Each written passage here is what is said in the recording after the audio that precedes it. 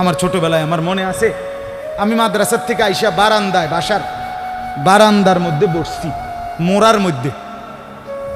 কুমিল্লা শহরে আমাদের বাসা ছিল। আমার মা রান্নাঘরে আমার ওইখান থেকে বলতেছে, আনিস মোরা উল্টাইয়া, মানে তুই ফিরা, মার দিকে ফিরাব। আমি মার দিকে আরেক দিকে তাকাইছিলাম, তা আমি ফিরা বসছি। তাই বললাম, মা কি হইছে? ওই ঘরের জানালা দিয়া ওই বাড়ির পাশের বাসার কাজের মেয়ে ও তোর দিকে চাইয়া রইছে। মা এটা দেখছি, এই জন্য তোরে বলছি ঘুরা মার দিকে ফিরা বসতে। মার নজর, মা নজর রাখছে। আমি জীবনে একবার, শুধু আমার পুরা জীবনে একটা সাদা টুপি কিনছিলাম একবার, যেই টুপিটার মাঝখান দিয়া ছোট্ট ছোট্ট লাল লাল এই ছোট্ট ছোট্ট কটা ফুল ছিল লাল কালারের। এই একটা টুপি শখ করে এমনি ভাল লাগছিল, কিনছিলাম ওই মাহফিলে যে দোকান বসে এডির থেকে। তখন আমি মাত্র নতুন চাকরি নিছি, পড়ালেখা শেষ করে বেতন হয়েছে অল্প টাকা। বাড়িতে গেছি, আমার আব্বা এটা দেখছে। দেখে বিকালবেলা আমার মারে কইতেছে, হেতে যে চাকরি হয়েছে পয়সা হয়েছে বুঝছুনি? মারে বলছে। মায়ে কয়, না কি তো হয়েছে? টুপি দেখছো না, টুপি দেখো না, রঙ্গিলা টুপি পিনছে, বুঝাই তো যায় ভূতের বেতন হয়েছে, চাকরি হয়েছে। রাত্রে আসার পরে মা, আমি বাহিরের থেকে আসছি, আরে মা আমারে বলছে, ফুত তোর আব্বা মনে হয় টুপিটা পছন্দ করে নাই, সারা জীবন তোরে সাদা টুপি পরাইছে, তুই কিনলে গাই লাল ফুলওয়ালা টুপিটা কিনলি। এই যে খুলে রাখছি, আর কোনোদিন পড়ি নাই। বাবার নজর, মার নজর। আমার ভাই, বাপ মার সেই আদর সোহাগ। আমি জীবনে একবার আমার আব্বারে বলছিলাম, আব্বা আমি একটা মাদ্রাসার ব্যাপারে, যে আমি এই মাদ্রাসায় পড়তাম না, আমরা অন্য মাদ্রাসায় ভর্তি করার। আমার আব্বা বলছিল, ফুত পরের বেলা ভাত আমার ঘরে খাইও না, এক লোকমা ভাত মুখে দিবা না, বাইরও তুমি কই ফরবা তুমি বুঝো, ফরলে ফরো, না ফরলে ফিচা দিয়ে ফেরো, কিন্তু আমার ঘরের ভাত খাইও না। আমি যে এনে বলছি এনেই পড়তে হইব না। তো কানতে কানতে চোখ মুছতে মুছতে সকালবেলা ভোরে চলে গেছি ওই মাদ্রাসায়। বুঝছি বাপ আমার এতটা শক্ত যে আসলেই আমারে বাদ দিবে না। বাবার সেই কঠোর শাসন আজ আল্লাহর কসম মনে হয় আল্লাহর কথা আপনাদের সামনে বলবার তৌফিক দিছে। আজ মা বাপ গাফেল হয়ে গেছে, গাফেল গাফেল। আপন ছেলে, মা বাপ বাইচা থাকতে আপন ঘরে ছেলেটা একদিনও ফজরের নামাজ পড়ে না, মা বাবার কলিজায় কোনো ব্যথা নাই। কেমনে মাইনা নেয় এটা? কিভাবে সম্ভব? আপন স্ত্রী, স্বামী তুমি বেঁচে আছো, তোমার স্ত্রী পুরা গ্যারাম হাঁটে, পুরা মার্কেট হাঁটে, তোমার বেডি রে সবাই চিনে, সবাই চিনে বেডি রে। তুমি বেড়া বাচ্চা রয়েছো কেন? তুই ফাঁসি দেস না কেন? তুই মরস না কেন বেটা? কেন তুমি মারো না? আত্মমর্যাদা যদি মুসলমানের না থাকে, আত্মসম্মান না থাকে, আমার জীবনে আর রইলটা কি? আমার জীবনের আর আছেটা কি? এজন্য ছেলেদেরকে বলি, বাপ দিন শিখো, আল্লাহর কোরআন শিখো, নামাজকে ভালোবাসো, চেহারা সুন্দর হবে, আখলাক সুন্দর হবে, দুনিয়াতেও সুখ মিলবে, আখেরাতেও সুখ মিলবে। এই বন্ধুর কথা ফেলে দিও না। আমি সব সময় বলি যে তোমার ছবি দেখায়, নাচ দেখায়, উলঙ্গ দৃশ্য দেখায়, জিনা ব্যভিচারের রাস্তায় নিয়ে যায়, মদের বোতল তুলে দেয়, ফেন্সিডিলের বোতল তুলে দেয়, ইয়াবার ট্যাবলেট তুলে দেয়, আল্লাহর কসম এটা বন্ধু না, বন্ধু না, এটা শয়তান, ইবলিস, শয়তান। এটা শয়তান, এই হারামি শয়তান। যেই মেয়ে তোমারে বিবাহ বহির্ভূত, যেই মেয়ের সাথে প্রেম করো, এই মেয়ে মেয়ে না, এটা সরাসরি ইবলিস, এটা শয়তান, এটা শয়তান। এটা তোমারে ভালো করবে না। কোরআনে আছে কিয়ামতের দিন অসৎ বন্ধুর কারণে বহু নাফরমান জাহান্নামী পাপী নিজের আঙ্গুল এইভাবে দাঁত দিয়া কামড়াবে, কামড়াইয়া ছিঁড়ে ফেলবে। ইয়াউমা ইয়াআদ্দু যালিমু আলা ইয়াদাইহি, এই আয়াত। দাঁত কামড়াইয়া, আরে আঙ্গুল দাঁত দিয়া কামড়াইয়া ছিঁড়ে ফেলবে আর আফসুস করে বলবে, ইয়া লাইতানি লাম আত্তাখিজ ফুলানান খলিলা, হায় আমার মন্দ কপাল, যদি সেই অসভ্যকে বন্ধু না বানাইতাম। আল্লাহ নবী সাল্লাল্লাহু আলাইহি সাল্লামের চুল মুবারকের মতো চুল রাখবেন কোন দিন? নবী সাল্লাল্লাহু আলাইহি সাল্লামের মতো চেহারা বানাবেন কোন দিন? নবী সাল্লাল্লাহু আলাইহি সাল্লামের মতো পোশাক, সাহাবীদের মতো পোশাক পরবেন কোন দিন? নবী সাল্লাল্লাহু আলাইহি সাল্লাম যেভাবে ঘুমাতেন সেই ঘুমাবেন কোন দিন? নবী সাল্লাল্লাহু আলাইহি ওয়াসাল্লাম যেভাবে স্ত্রী ছেলে মেয়ের সাথে সংসার করতেন সেটা করবেন কোন দিন? নবী সাল্লাল্লাহু আলাইহি সাল্লাম 5 ওয়াক্ত নামাজ পড়তেন, সেটা শুরু করবেন কোন দিন? নবী সাল্লাল্লাহু আলাইহি সাল্লামের স্ত্রী মেয়েরা শতভাগ পর্দা করতেন, সেটা আপনি শুরু করবেন কোন দিন? নবী সাল্লাল্লাহু আলাইহি সাল্লাম আজীবন হালাল খাইতেন, আপনি হালাল খাবেন কোন দিন? সুদ ছাড়বেন কোন দিন? ঘুষ ছাড়বেন কোন দিন? ওজনে কম দেওয়া ছাড়বেন কোন দিন? মিথ্যা বলা ছাড়বেন কোন দিন? নবী সাল্লাল্লাহু আলাইহি ওয়াসাল্লাম ভিন নারীর থেকে নিজেকে হেফাজত করতেন, আপনি নাচ দেখা, গান দেখা, সিনেমা দেখা, নর্তকী দেখা, নাটক দেখা, জিনা করা, ব্যভিচার করা, অসভ্যতা করা, এটা ছাড়বেন কোন দিন? বলেন আমারে। হ্যাঁ, নবীর ভালোবাসা এটা মামুর বাড়ি, হ্যাঁ এটা আপনার নানার বাড়ি আর মামুর বাড়ি। আপনি ডুল্লা ডুল্লা কইবেন আর নবীর এশক মোহব্বতে আপনি বাইসা যাইবেন। চেহারায়, সুরতে, আমলে, আখলাকে জিন্দিগির কোথাও রাসূলুল্লাহ সাহাবীদের তরিকা থাকবে না। আপনি নবী প্রেমিক হবেন, এত বড় মিথ্যা নিজের জন্য ফয়সালা করেন না। নিজের ব্যাপারে এত বড় ভুল করেন না বাপ, নিজের এত বড় ক্ষতি করেন না। অনুরোধ আমার ছেলেদেরকেও বলি, বাপ এই যৌবন, এই বয়স আল্লাহ তাআলা ইবাদতের জন্য দিয়েছেন। কোরআনুল কারীমে আল্লাহ তাআলা বলেন, সুম্মা নুখরিজুকুম তিফলান, আমি মানুষের সন্তানকে প্রথম মায়ের পেট থেকে বাচ্চা আকারে বের করি। সুম্মা লিতাবলুগু আশুদ্দাকুম, অতঃপর তার দেহে আমি আল্লাহ শক্তি দিতে থাকি, দিতে দিতে যৌবনে শক্তি পরিপূর্ণ করে দেই। তাহলে আল্লাহ তাআলা যুবককে শক্তি পূর্ণ দিয়েছেন আল্লাহর কসম শুধুই আল্লাহ তাআলার বন্দেগীর জন্য। যুবক মানে যৌবনের এই শক্তি আল্লাহর দেওয়া, আল্লাহর দেওয়া। আপনারা ভাবেন তো, কারো যদি 1 ঘন্টায় বা 2 ঘন্টায় 6 বার 7 বার পেটে অসুখ হয়, পায়খানায় যায়, এরপরে তো শক্ত সামর্থ্য যুবকটা বিস্তার শুয়ে যায়, ঠিক কিনা বলেন?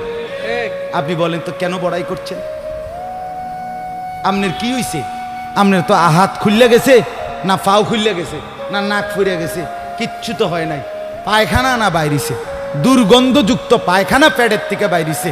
তুই বেটা এত দুর্বল, সামান্য পায়খানাই তোমার শরীর থেকে একটু বেশি বাইরিয়ে গেলে তুমি হুত্যা লাও, তুমি নি মাতবুরি দেখাও। এই অপদার্থ, তুমি অহংকার করো কেমনে?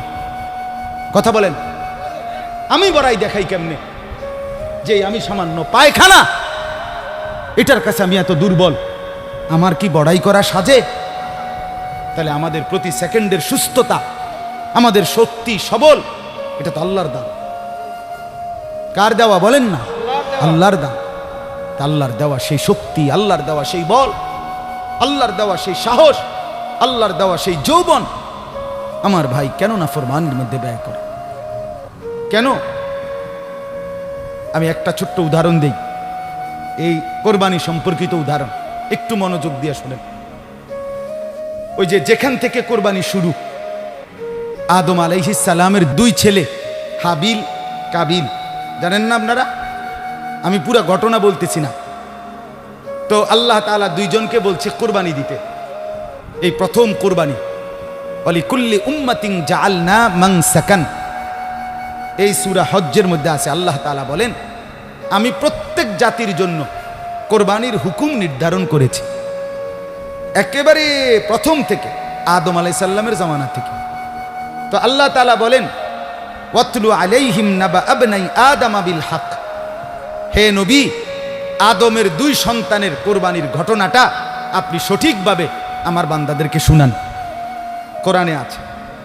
তো এই আদমের দুই ছেলে হাবিল কাবিল ইজ কাররাবা কুরবানান, আল্লাহ বলেন তারা দুই ভাই যখন কোরবানি দিলেন, ফাতুকুব্বিলা মিন আহাদিহিমা, একজনের কোরবানি কবুল হলো, আলাম ইউতাকাব্বাল মিনাল আখার, আরেকজনের কোরবানি কবুল হলো না। ক্বালা লা আকতুলান্নাক, এই কথাটা খেয়াল করেন, কথাটা শুনেন। যে ভাইয়ের কোরবানি কবুল হয় নাই তার নাম হলো কাবিল, আর যার কোরবানি কবুল হয়েছে তার নাম কি? হাবিল। তো এই কাবিল যার কোরবানি কবুল হয় নাই, সে তার ভাই হাবিলকে বলল লা আকতুলান্নাকা, আমি তোকে মেরেই ফেলব। নাউজুবিল্লাহ। এই কথাটা একটু খেয়াল করেন। কাবিল বলল আমি তোকে মেরেই ফেলব, হাবিলকে বলছে আমি তোকে মেরেলাম। মানে কি? মানে হইল আমি যেই নারীর প্রতি আসক্ত, নারীর লোভ, আমি তোকে মেরে ফেলব প্রয়োজনে, এরপরও আমি যাকে চাচ্ছি আমি তাকেই বিয়ে করব। মূল কথা হইল এটা, নারীর লোভ কাবিলকে এ কথা বলায় ফেলছে, আমি তোকে মেরে ফেলবো, বিয়ে আমি করবই, আমি এই নারীকেই বিয়ে করব। অথচ এই নারীকে বিয়ে না করতে নিষেধ করছে এক নম্বরে সরাসরি আল্লাহ, কারণ এটা আল্লাহর হুকুম।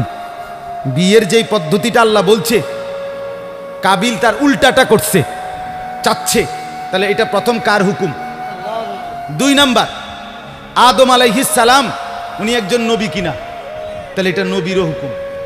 তিন নাম্বার, আদম আলাইহিস সালাম এই কাবিলের বাপ কিনা, এটা বাবারও হুকুম। চার নাম্বার, কোরবানি করো দোনোজনে, যারটা কবুল হবে তার সে বিয়ে করবে, এটা হলো আল্লাহর বিধান, মানে শরীয়ত। এটা কি? শরীয়ত।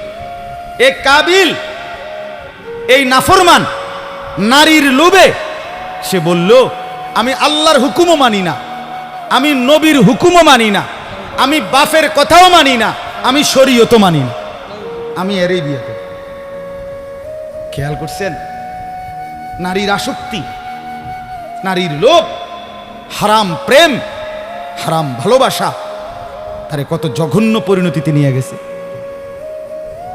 সে বলতেছে আমি আল্লাহর হুকুমও মানি না, আমি নবীর হুকুমও মানি না, আমি বাপের হুকুমও মানি না, আমি শরীয়তও মানি না, আমি এরই চাই। এই আজকের যুবক, আজকের নওজোয়ান ছেলে মেয়েদের হালাত এটা। আমি আল্লাহকে মানি না, আমি রসুল মানি না, আমি মা বাবার সম্মান ইজ্জত, বংশের মর্যাদা, গ্রামের ইজ্জত কিচ্ছু মানি না। আমার দরকার আমার মোবাইল, আমার অশ্লীল ছবি, অবৈধ প্রেম, হারাম ভালোবাসা, কোনো মেয়ের সম্পর্ক, জিনা ব্যভিচারের সুযোগ, অশ্লীলতা, বেহায়াপনা, পার্ক, রেস্তোরাঁ, বিনোদন কেন্দ্র, হোটেল মোটেল, অথবা কোনো চিপা গল্লি, অথবা গোপন কোনো অসভ্য জায়গা। আমার দরকার নারী। আমি আল্লাহ মানি না, রসুল মানি না, মা বাপ মানি না, শরীয়ত মানি না, আমি চাই নারীর আসক্তি। এই জন্য যুবক নামাজও পড়ে না, রসুলের বিধানও মানে না, মা বাপের সম্মানের দিকেও খেয়াল করে না, বংশ মর্যাদা, এলাকা, ইজ্জত কিচ্ছু নাই। তার কথা হলো আমার দরকার হলো নারী। নাউজুবিল্লাহ, নাউজুবিল্লাহ। কোরবানি আমাদেরকে শিখায়। তো হাবিল কি বলছে? ক্বালা ইন্নামা ইয়াতাকাব্বালুল্লাহু মিনাল মুত্তাকিন।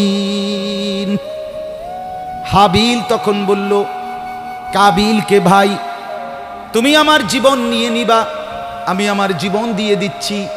তবে বন্ধু, হাবিল বলল ভাই আমার, আমি জীবন দিবাও তাতেও কোনো আফসোস নাই, তবে মৃত্যুর পূর্বে তোমাকে বলে যাই কিয়ামত পর্যন্তের জন্য একটা কথা। কি কথা? হাবিল বললেন ভাই আমার, কিয়ামত পর্যন্তের জন্য আমি বলে গেলাম, নিশ্চয়ই আল্লাহ কিয়ামত পর্যন্ত কুরবানি কবুল করবে তার, তাকওয়া থাকবে যার। ইন্নামা ইয়াতাকাব্বালুল্লাহু মিনাল মুত্তাকিন। হ্যাঁ, আল্লাহ ভীতি, আল্লাহর ভয়, গুনাহ থেকে পবিত্র জীবন, আল্লাহর ইবাদতওয়ালা জীবন, এটা যার, তার কোরবানি কবুল। এজন্য গুনাহ থেকে যে বাঁচে না, আল্লাহর ইবাদত যে করে না, আমনের কোরবানি কবুল হবে না। দেনতেন নয় কান্না এমনি গোস্ত খাইতেন পারবেন, জোশ হইব, গোস্ত জোশ হইব। রুডি খোলার দিলে রুডিও খোলার ধইব, এটি ঠিক আছে, এটি অসুবিধা হইতো না। অলিদ মরিচ দিলে এটি জোশ হইব, কিন্তু আসমানে যাবে না, আসমানে যাবে না, আল্লাহ কবুল করবে না।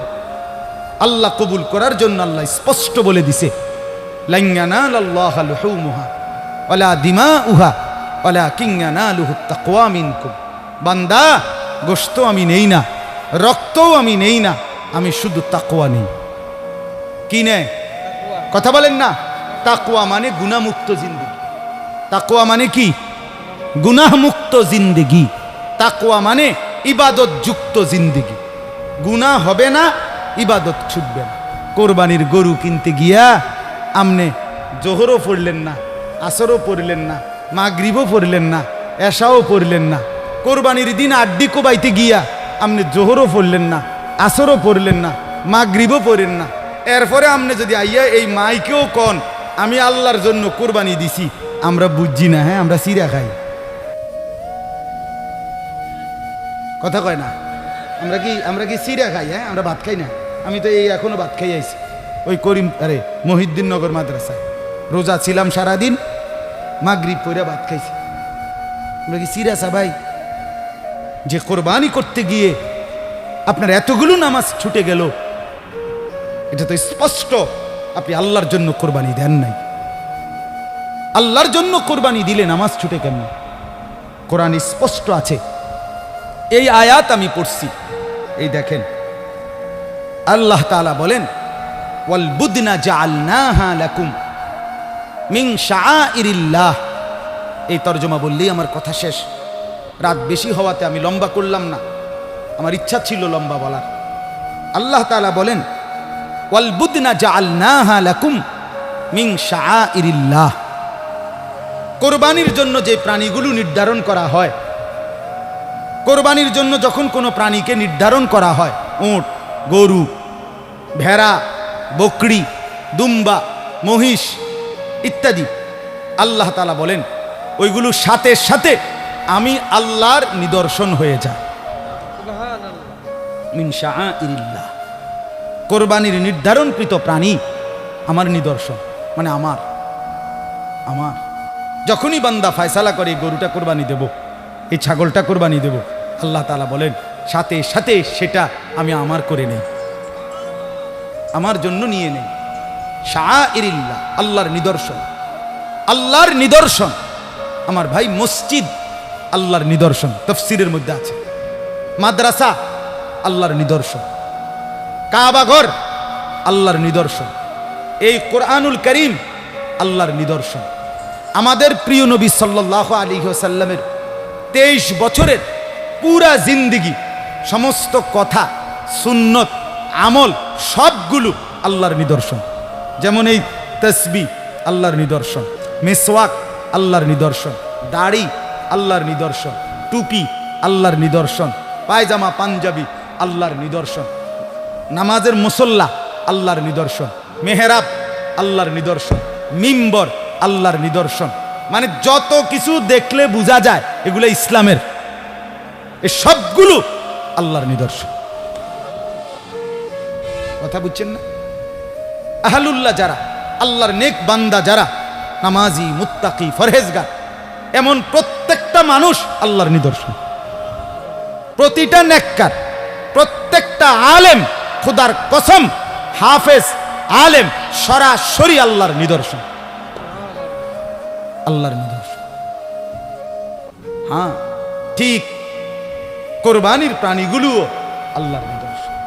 কোরআনে আছে, ওমান ইউআযযিম শাআইরাল্লাহ ফাইন্নাহা মিন তাকওয়াল কুলুব।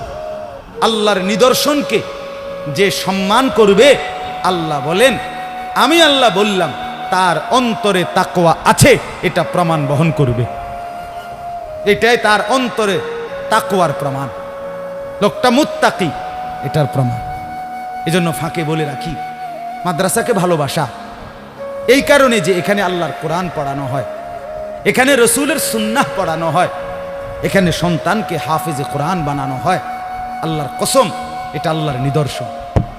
আপনাদের প্রত্যেকটা ইমানদারের করণীয় আপনাদের দিল থেকে মাদ্রাসাকে ভালোবাসা।